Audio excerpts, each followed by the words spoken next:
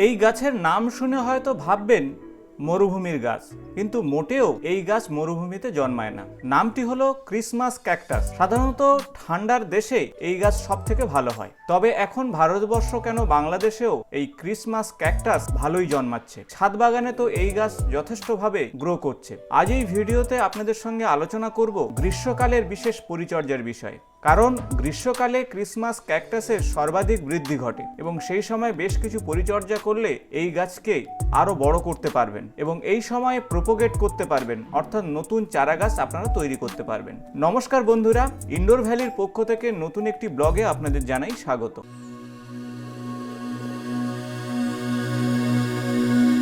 আমি যেভাবে এই গাছের পরিচর্যা করেছি সে বিষয়ে আপনাদের সঙ্গে আলোচনা করব। অনেকে হয়তো বলে থাকবে সারা বছরে এই গাছে একটি বা দুটি পাতা হয়ে থাকে, কিন্তু আপনারা দেখতে পাচ্ছেন বসন্তের শুরুতেই আমার গাছে প্রচুর পরিমাণে পাতা চলে এসেছে এবং পুরানো যে সমস্ত পাতা রয়েছে সেখানেও কিন্তু নতুন গ্রোথ চলে এসেছে। এর কারণ হলো বিশেষ যত্ন। এই সময় বেশ কিছু ওষুধ এবং সার ব্যবহার করলে এই গাছ কিন্তু যথেষ্ট ভালো থাকবে। প্রথম যে বিষয় হবে যে শীতকালে এই গাছকে যেমন আপনারা রোদ্দুরে রাখবেন, কিন্তু গ্রীষ্মকালের শুরু থেকেই গাছকে সেমি শেডে রাখবেন, কারণ অতিরিক্ত রোদ্দুর এই গাছ পছন্দ করে না। অতিরিক্ত রোদ্দুরে রাখলে গাছ কিন্তু মারা যাবে। দ্বিতীয় যে বিষয়, এই গাছে জল দেওয়ার বিষয়ে আপনারা খেয়াল রাখবেন। মাটি খুব শুকনো হয়ে গেলে তবেই আপনারা জল দেবেন, কারণ অতিরিক্ত জলে কিন্তু গাছ মারা যাবে। আরো একটি বিষয়, এই গাছে প্রতি সপ্তাহে একবার করে নিম অয়েল স্প্রে করবেন। প্রতি লিটার জলে 8 থেকে 10 ml নিম অয়েল ঝাঁকিয়ে স্প্রে করুন, গাছ অত্যন্ত ভালো থাকবে। কিছু ফাঙ্গাসের আক্রমণ হতে পারে, তার জন্য পাতা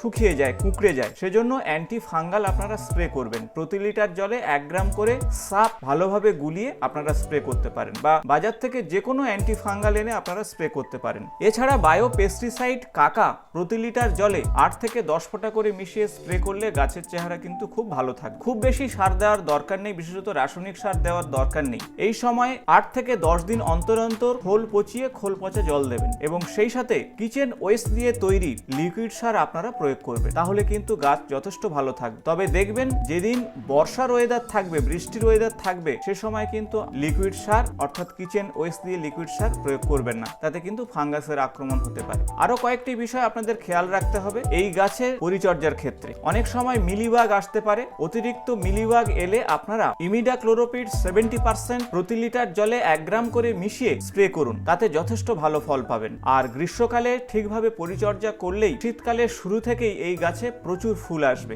আমি এখানে দুটি গাছ রেখেছি, একটি গোলাপি বর্ণের এবং অন্যটি লাল বর্ণের। এছাড়াও অনেক কালারের এই ক্রিসমাস ক্যাকটাস পাবেন। বাজার থেকে ভালো কোয়ালিটির গাছ নিয়ে এসে বসাতে পারেন। বসানোর ক্ষেত্রে বলবো ছোট টবে আপনারা বসাবেন, কারণ রুট বাউন্ড যত হবে এই গাছের বৃদ্ধি তত ভালো হবে এবং ততই ফুল আসবে। এছাড়া বসন্তকালের শুরুতেই আপনারা প্রোপোগেট করবেন। আমি প্রোপোগেট এইভাবেই করেছি, ছোট পাত্রে মাটি দিয়ে সেখানে ছোট ছোট করে ডাল কেটে নিয়ে মাটির মধ্যে দিয়ে দিয়েছি এবং সেখান থেকেই নতুন চারা গাছ জন্মাবে।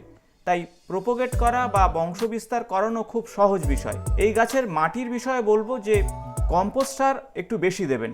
60% কম্পোস্ট সার দেবেন, তার সঙ্গে 20% গার্ডেন সয়েল দেবেন এবং বাকি 10% কোকোপিট বা কাঠের গুঁড়ো দিয়ে আপনারা মাটি তৈরি করবেন। এছাড়াও বালি চালার যে নুড়ি, সেই নুড়ি এর সঙ্গে মিশিয়ে দেবেন। তার কারণ হলো অতিরিক্ত জল যাতে গোড়াতে না জমে সেজন্য। এবং ছোট টবে বা পটে এই গাছকে প্রতিস্থাপন করবেন। আমি যেমন গ্রোয়িং ব্যাগে 10 ইঞ্চি গ্রোয়িং ব্যাগে আমি করেছি, আপনারা 8 ইঞ্চি গ্রোয়িং ব্যাগেও এই গাছকে প্রতিস্থাপন করতে পারেন। তবে একেবারে ছোট গাছ হলে আরো ছোট টবে আপনারা লাগাবেন। অতিরিক্ত বড় টবে লাগালে কিন্তু এই গাছ ভালো হবে না।